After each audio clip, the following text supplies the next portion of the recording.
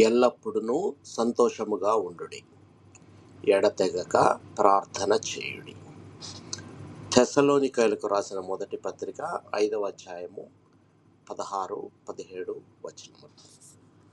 ఈ సంతోషం అనేది పరిస్థితుల మీద ఆధారపడేది కాదు. అది ప్రభులో ఉండే విశ్వాసం వల్ల కలిగే ఆనందం. జీవితంలో కష్టాలు, పరీక్షలు వచ్చినప్పటికి కూడా దేవుని మీద నమ్మకం ఉంచిన వారు నిజమైన సంతోషాన్ని అనుభవిస్తారు.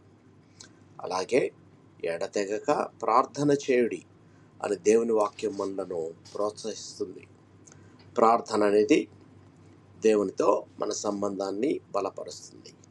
ప్రతి సందర్భంలో దేవుని సన్నిధిని వెతుకుతూ ప్రార్థించినప్పుడు ఆయన మనకు శాంతిని, జ్ఞానాన్ని, బలాన్ని అనుగ్రహిస్తాడు.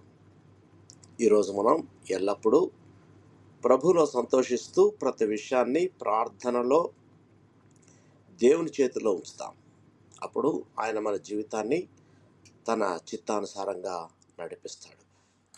ప్రార్థించుకుందాం.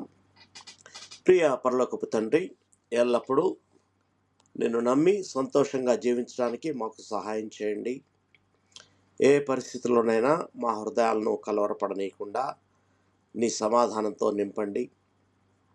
ఎడతెగక ప్రార్థించే ఆత్మను మాలో కలుగ చేయండి. ప్రతిరోజు నీ సన్నిధిలో నడుస్తూ నీ చిత్తాన్ని నెరవేర్చే జీవితాన్ని, ఆ విధంగా జీవించే కృపను అనుగ్రహించండి. మా కుటుంబాలను, సేవను, ఆరోగ్యాన్ని మీ చేతుల్లో అప్పగిస్తున్నాం. యేసుక్రీస్తు పరిశుద్ధ నామములో ప్రార్థించి వేడుకొంచున్నాం తండ్రి. ఆమెన్. దేవుడు మిమ్మల్ని బహుగా దీవించి ఆశీర్వదించునుగాక.